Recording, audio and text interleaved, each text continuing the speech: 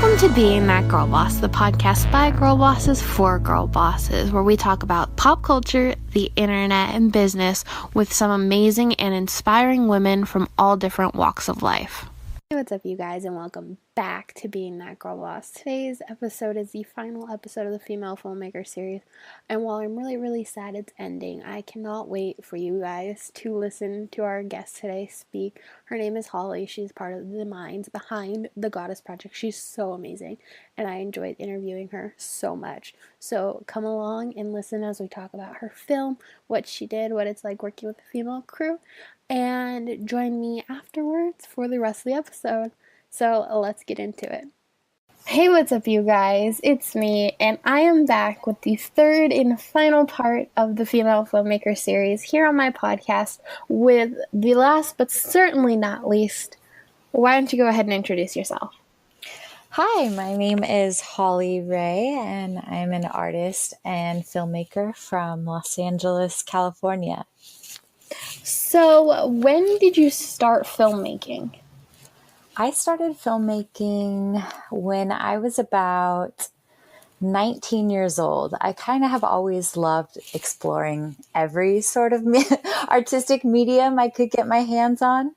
But yeah, I really started to work with film as a medium, specifically when I was about 19, when I met my friend Sarah, who was a film editor, and she and I started kind of making music videos and different videos with our friends. We were really into fashion and art and music at the time. So we loved like combining all those things and just like creating all kinds of weird artistic expressions.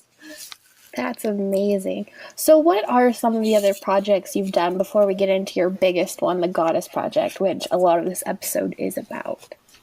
Yeah, so prior to making this film, actually, I wore a lot of different hats. I worked as a graphic designer and still do. I worked as a fashion stylist. And so I kind of was more involved in those worlds prior to getting involved with this project. But we did a lot of like kind of short form things, like I mentioned, music videos. One of the first like films, I guess you could consider a short film we made, I think it was maybe about 10 minutes long. Sarah and I made while we were living in San Francisco. We had moved there from LA together when I got into an art school over there. Wow. And we love San Francisco. We had this magical experience in the city living there. And we ended up doing a documentary on Gay Pride Parade. Wow. And we basically just went around. It was with a tiny little camera. I'm not sure if you're familiar with Zoom cameras, but they're these old handheld cameras. This was about, I don't know, maybe 8-10 years ago, that had HD footage, and it's like the size of a cell phone now. Wow. And so we filmed our first little documentary on that, and we went around, and she was filming and I was interviewing people, and we just went around asking people what love meant to them. And we just interviewed, I don't know, a bunch of people around the Gay Pride Parade around San Francisco, and then cut it into a little film. And it actually ended up playing in some little film festivals, and it was really cool. Yeah, that was kind of the beginning of, I think, our documentary world life. That sounds like an amazing film. I definitely want to watch it. Is there a way we could watch it online? Yeah, actually, I think it's on my website at hollirae.com. You can watch it. We have it on Vimeo. It's called What Does Love Mean to You? Okay, cool. So now the big project, the Goddess Project. Why don't you tell us what the film is about? The film is about women across America and talking to them about what they're most passionate about in life, and what drives them to get up every day. Basically, as we grew up, myself and Sarah, always looking for role models, kind of looking to the magazines and TV and movies to help us figure out, what direction we wanted to go in and what kind of women we wanted to be when we grew up. And never really saw ourselves reflected in that, and also just saw like a lot of stereotypes with women, women being over sexualized and just kind of put into these sort of limiting boxes and roles. And just kind of one thing led to another, but it was accumulation of a lot of different moments and realizations. But as we both grew older and, started becoming best friends and creative partners and working together and making stuff together, and while at the same time meeting all these really amazing women because we're in a new city, and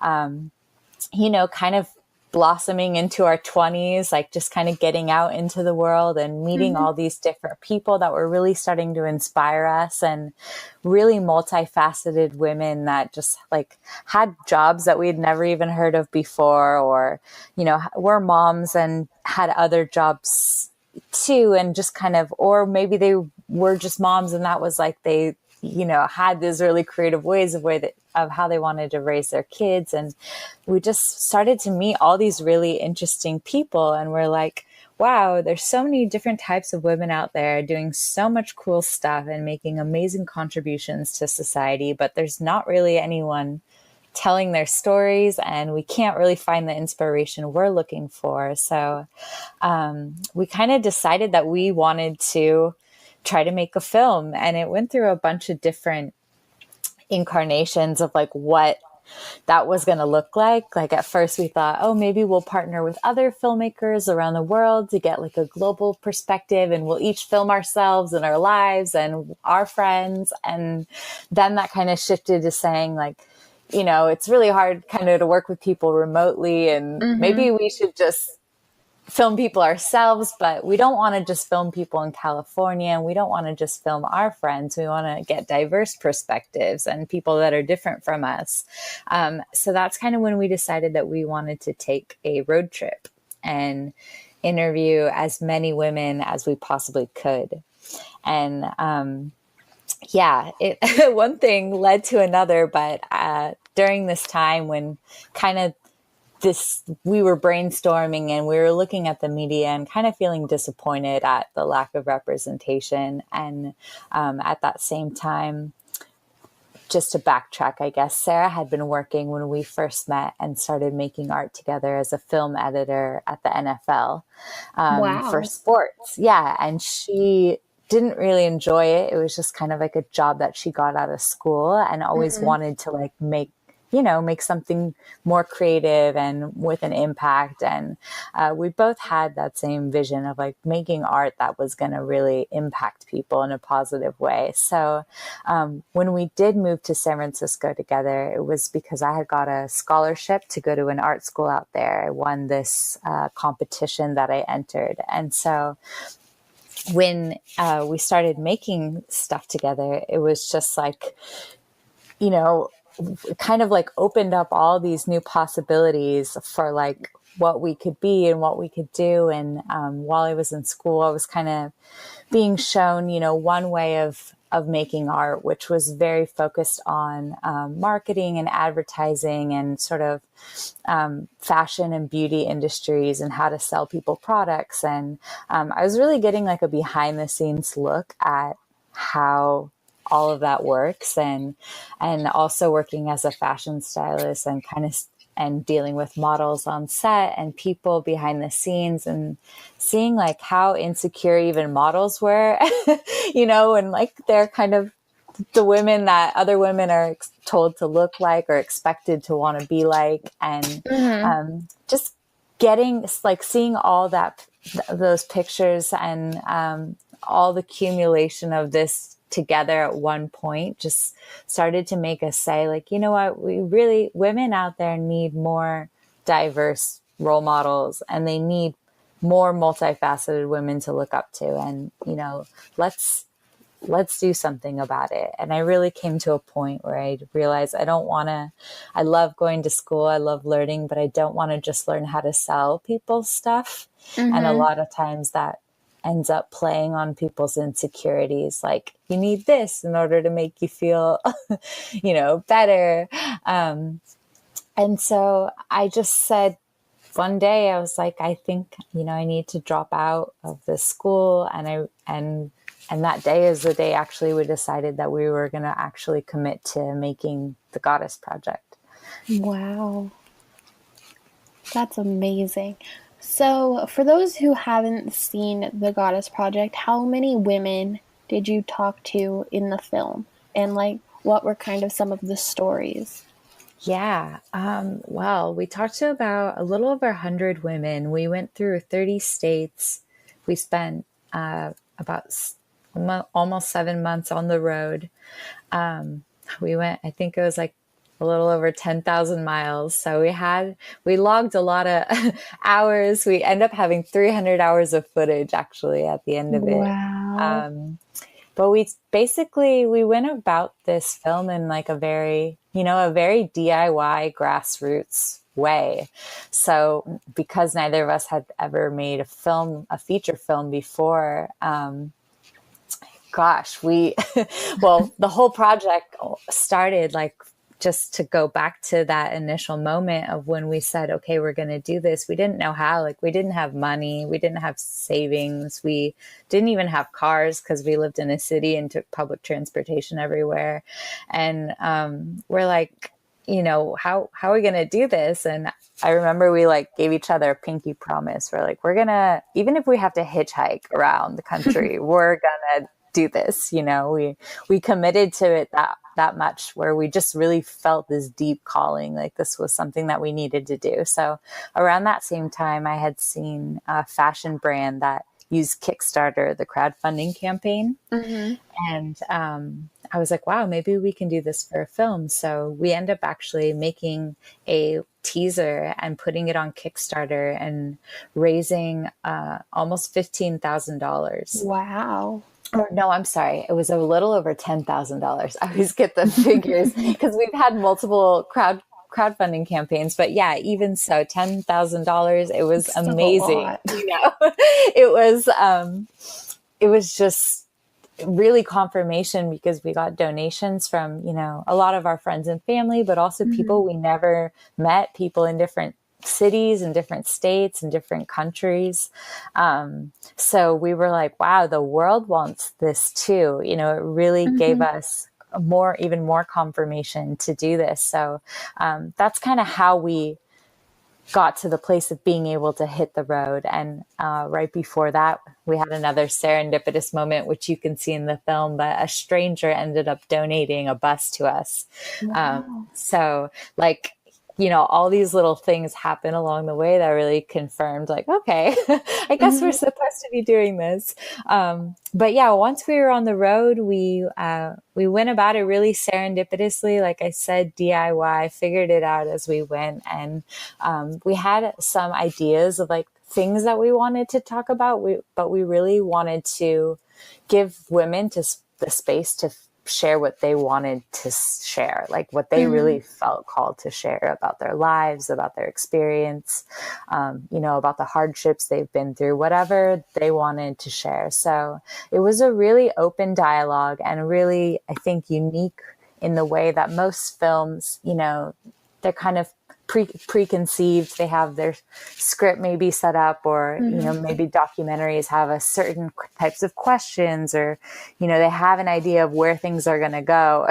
In the film, when they actually cut it together, we really didn't. We just kind of went with it. And so we got so many different types of stories, and that ended up being a really fun challenge in post, in trying to figure out how to put all the stories together and in a way that flowed and was digestible. But yeah, we had women, talking about everything. What we ended up putting in the film, which we kind of deemed like the gold, were things that women said and told stories they told that just really like gave us chills or made us cry, or just like felt like they were so potent that they were so transformative to us to hear those parts, that we felt like that's what we chose to go into the film. So and we also really wanted to choose themes, that we'd talk to women, kind of asking them, leaving an open end of whatever they wanted to share. So when we realized how many women were talking about the same things, we were like, wow, this is something that needs to be in the film, because all these women are from different states, from different backgrounds, socioeconomic status. You know, they have totally different lives, but they're all experiencing the same struggles, or, you know, having the same epiphanies. So yeah, they kind of talk about a lot of different things, about traveling, about, you know, growing up and getting your period for the first time, about sisterhood, about, you know, kind of the competition between women that has sort of been really sort of pushed into us from American culture and media, you know, commercials and advertising showing like women fighting with each other, you know, or competing for a man or something. And so the film kind of highlights a lot of the negative effects of the media, but then also like solutions that people have used to overcome that kind of background noise that's always in our head telling us we're not good enough, or, you know, we need to be like this or that. That's amazing. So when you set out to do this film, did you have any other like teammates or people to help you with the filming or the editing or any of the production, post-production stuff? Yes. So when we initially set out to make the film, it was just me and Sarah. And then we had a friend that was helping us with sound kind of sort of from the very beginning. And then she ended up having a lot of health issues. So she was actually our very first campaign. She was going to go on the trip with us. It was going to be all three of us, you know, going to interview, and I was going to interview people. Sarah was going to be the camera operator, and she was going to do the sound. And then, kind of right before we left, she had some pretty serious health issues that she made the decision that, you know, it would be better off for her to focus on herself. So that from then on, actually, 2012 to 2014, it was just me and Sarah wearing all the hats, every single thing in production. So filming, you know, interviewing, editing. I mainly wore the hat of interviewer and sort of outreach, and did social media and design. And then Sarah did a lot of the camera work and editing, and technical roles like that. And then when we got back from our trip, after interviewing all the women, we ended up having all the footage and no money left from our campaign. So we were really naive, by the way, to think that we could travel around the whole country and make a feature documentary for $10,000. That's really ambitious. And even though our bus ran mainly off of vegetable oil, so it was free gas, we still had, you know, it still costs a lot of money to travel and to live out of a bus. Yeah.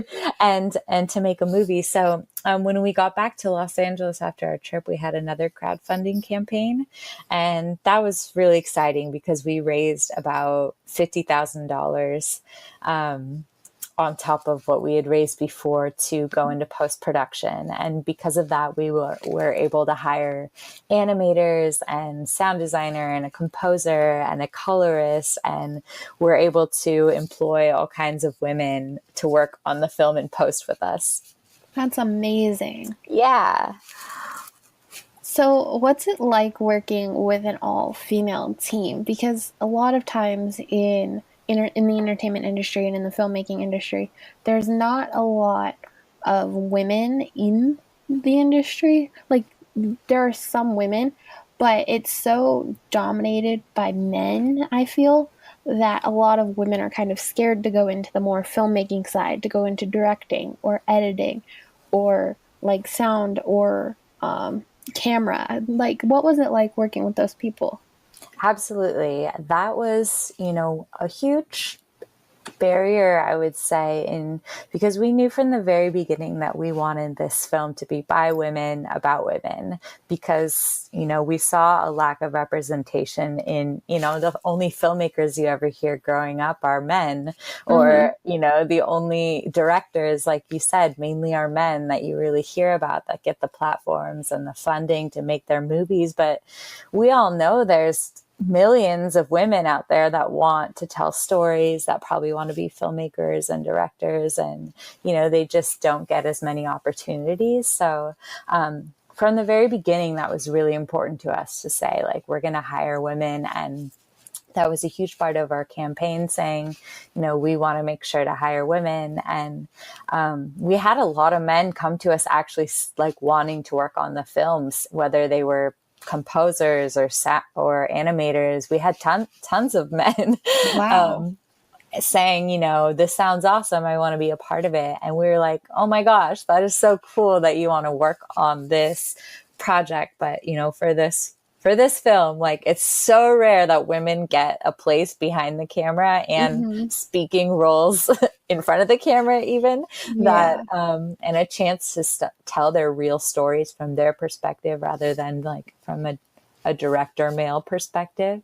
That we really were adamant about that. So that actually added a lot of time to our post-production. We had planned on maybe this film taking maybe like 2 years to make total, maybe 3 with post from start to finish. And it ended up taking about between 5 and 6 years. Wow. Just because not only were we figuring it out as we went and, kind of going by the skin of our teeth with funding, but also really adamant about hiring women. So we spent hours and months just searching online to find female animators and editors and colorists. And, because they really aren't as easy to find. There's not as many agents for those kind of people, agencies or companies. And so it added a lot to our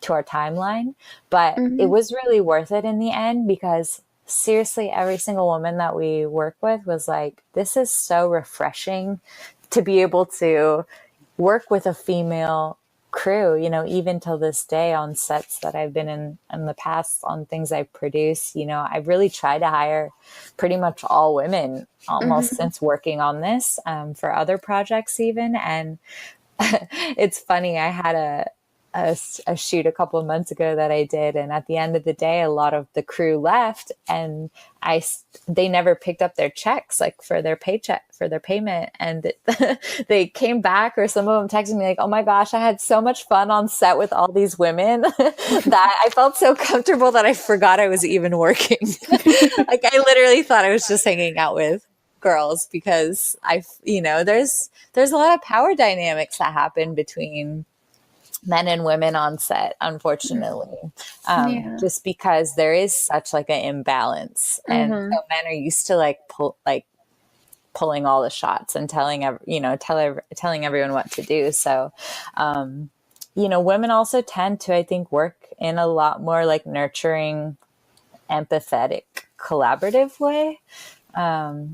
So yeah, I think it's been refreshing for people. And I'm really glad that even though it took a lot of time, that we really made a point, because we had such a hard time finding women, we ended up hiring women internationally. Like we would have loved to work with people in person, but we ended up working with pretty much most of our animators remotely, from the computer, from Skype, from, video chat, just going back, sharing files and making revisions and stuff. And they were all in different countries. So there were 15 of them from all around the world. So that was really cool to kind of add that global touch to having, women contribute from everywhere.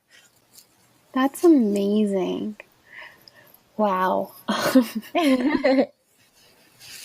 So when you finally found your team and you finished the post-production of your film, what was it like releasing your film? What did you have to go through? And did you have a big premiere? What happened? Yeah, so we went through a couple different phases with releasing the film. So when we had initially made our first cut of the film, it was 2 hours and 20, around 2 hours and 20 minutes. And, you know, we loved it. It's beautiful. We had like a screening for friends and family, you know, to get their feedback, and started sort of doing some test screenings around, and we got a lot of feedback from people that it was too long. Like, they love the film, it's amazing, but it's so much, you know, because most people cry when they watch it. Most people go through laughter, crying, a lot of different emotions, because there's a lot of stories that you never really hear, you know, that like I think a lot of people feel things a lot of people feel alone in, and then they finally see it on like a big movie screen and they're like, oh my gosh, people are overcome with emotion. Like, they'll come up, you know, crying and shaking and wanting a hug, and because they feel that moved by hearing all these women's really vulnerable personal stories, because it's rare that we kind of see that in mainstream media. But when we first started screening it, we had amazing reactions like that, but also people saying like, you know, this would be a lot more digestible if it was shorter. Like, you know, our attention spans nowadays, they're not that long with how the internet and how fast we scroll through information. Yeah. And so at that time we had partnered with like a distributor who was helping us kind of put on some screenings around the country. And after getting that feedback a couple times, they said, you know, this film would go a lot further if it was shorter, and we can offer you money to cut it down.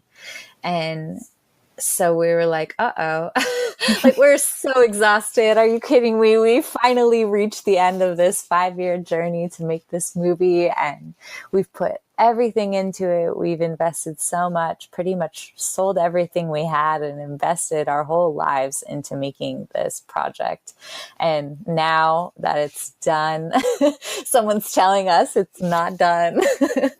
And so that was really hard to hear, but at the same time, I totally understood where they were coming from. And I understood where, you know, when people gave me that feedback, why they said it, because you want to be able to reach as many people as possible when you put so much into something, and it has the potential. You know, you don't want to squander the potential just because you want to contain this piece of art that you made, you know, and to not cut out any woman's story. That was really a hard choice too. So, but we ended up at that point, my partner, Sarah, she did not want to edit the film. She was really, really tired, basically. And she said, you know what? I want to become a nurse. And I was like, oh, and she decided to become a nurse. Throughout the process of making this film, she realized that was the path that she wanted to pursue. And that was like two really shocking things to happen at once, you know, like them telling us that we needed to edit down the film, and then her saying, who she was primarily the editor, saying, you know, no, I want to move on to something else now. So in that moment, I had to make the decision, like, what I was going to do. Do I kind of just let the film, you know, take its own course and see how it goes? Or do I follow the advice of, you know, basically everyone that I've spoken to and figure out how to make the shorter cut? So I ended up learning how to edit over the process of 1 week. Wow. And cutting down the film, about 40 minutes out of the film. And yeah, and then from then on, and I didn't, just to clarify, I didn't take the distributor's money to cut down the film, because they really offered us an insulting amount of money to basically take the film from us from then on, like to own it, pay Wow. us to own it. So, I've learned a lot in this process, a lot about distributors and the film industry, and how a lot of times people want to take advantage, unfortunately, of like indie filmmakers and Mm-hmm. people with dreams. And yeah, so I'm really glad I didn't take their offer. I invested my own money into making a shorter cut and learning how to Wow. edit and getting it remastered and getting the sound done. And yeah, so since then, I also parted from the distributor and learned how to basically distribute a film myself, from Google and the internet, and and it's worked out really, really amazingly so far. The film is now on iTunes and Amazon. It's screened in movie theaters, in universities, at YouTube headquarters, in prisons, in women's shelters, in all different kinds of cinemas and community spaces in 300 cities globally. And every day there's a new screening of the film booked, pretty much. And it's just kind of really spreading right now, very grassroots, with no marketing budget, just word of mouth and yeah, people power. It's really amazing to watch. Wow. How can somebody host a screening if they want to have one in their hometown? They can go to our website, which is thegoddessproject.com/host a screening, or you Mm-hmm. can just go to thegoddessproject.com and there's a button on there you can click of host a screening. And to host a screening, you basically just arrange a license, and we have film screening kits that are based on the size of your audience and the venue type. So if you're just wanting to have like a small backyard screening, we have a film package that comes with a license and all kinds of fun activities and a discussion guide. And then, if you're a film festival, there's a different type of screening kit. And so we have, I think maybe there's 4 or 5 different types of kits, depending on if you're a school or a community space or a movie theater or just someone who wants to inspire people in your own backyard. You can learn all about it on our website. That's amazing. So, for somebody who wants to get into filmmaking, especially a female filmmaker, what advice would you have for her about how to get into it and how to be successful in the male-dominated entertainment industry? Yeah. So, I can only speak from my own experience. I look at people around me that went to film school and they had the money to, invest in an education for film and kind of learn from the masters. And I look at that and that's amazing. And if you have that opportunity, that might be the way you want to go. I don't know. But from my own experience of just figuring it out as I went, we have so many tools available to us nowadays with the internet and YouTube, and it's so accessible to be able to learn how to, you can make an amazing movie now pretty much with your cell phone, with how Mm-hmm. high quality, the quality camera on my cell phone right now is way better than the one we used for our first little documentary short film. And, the camera that we shot the Goddess Project on was like it was around $1,000 or so.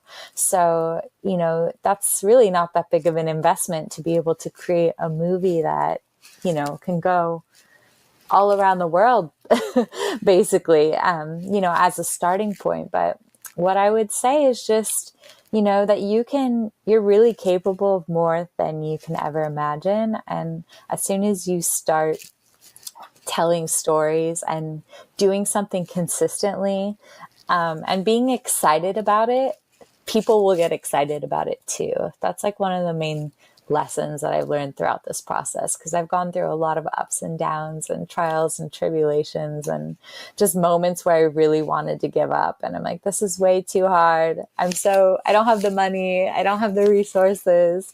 And it's really about putting yourself out there and just kind of trying to network as much as you can and show up wherever you can and just be excited about the work that you're doing and you'll find other people that are excited about it too, and that want to help support you get there. Wow. Thank you for that. That's some great advice.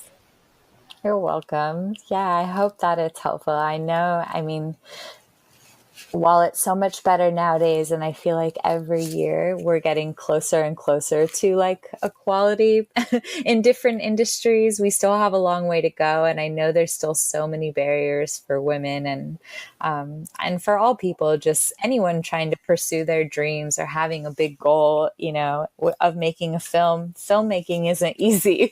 Mm-hmm. So, you know, you can do it. You just have to develop perseverance and belief in yourself. Okay. Wow.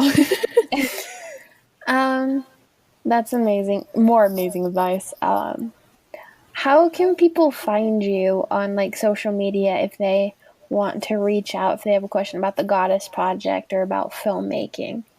Yeah, my Instagram handle is Holli, Holli,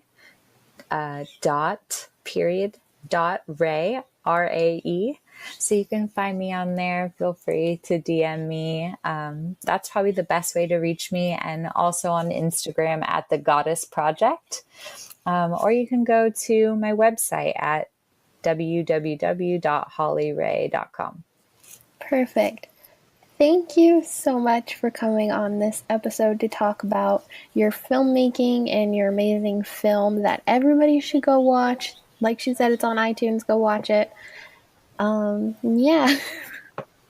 Awesome. Well, thank you so much, Emily. It's been a pleasure to talk to you. So, yes, that was my interview with Holli. I enjoyed doing it so much. I hope you guys enjoyed it as well.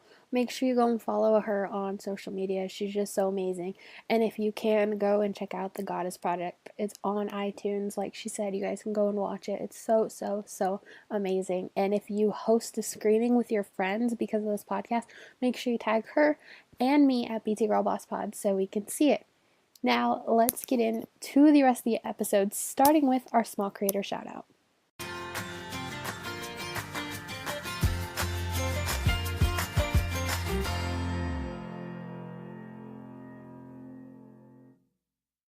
Today's small creator shout out goes to Olivia Bryan, or at live_lift_fit. She is so inspiring and amazing. She's an athlete, she promotes working out, and she's a YouTuber, and she's just so amazing. I met her through Instagram and through this podcast, and I love her so much. So you guys should definitely go check her out, follow her, see all of her motivation on Instagram, and hopefully it'll get you motivated and start working out like it did me. So this week's small creator shout out goes to Olivia at live_lift_fit. This week's song of the week goes out to a song that I have been loving lately. It's Stockholm by Atlas Genius, and it's one of those songs that really hits home for fall. I love the indie type music for fall, so this one is just really amazing. If you want to check it out, make sure you head to the link tree in the bio of this episode where you can find everything we talk about. So yeah, this week's song of the week is Stockholm by Atlas Genius. As you know, the end of our episodes always have an ad sort of feel to them as I tell you what's new with being that girl boss, what I'm doing, what we're doing, and some really cool things. And so I'm so excited to launch with, we have new merch. I talked about it in last week's episode, but our new merch has finally launched, and you can check it out. It's very cool. It's very vintage inspired, and I'm obsessed with it. I think it's so cute, and everybody should get it. And it's limited edition. And right now, if you head on over to our link tree, you can get every single shirt for a discount, which is huge because who doesn't want a discount? Other than that, we're working on our podcast course. I'm so excited for you guys to get it. If you guys want it, again, it's linked in our link tree. It's $175. I know it sounds a little steep, but it's really not. And it basically gives you 6 weeks of lessons, or at least that's how I've timed it out, where you can learn everything from how to come up with an idea for a show to monetizing it, which is really amazing.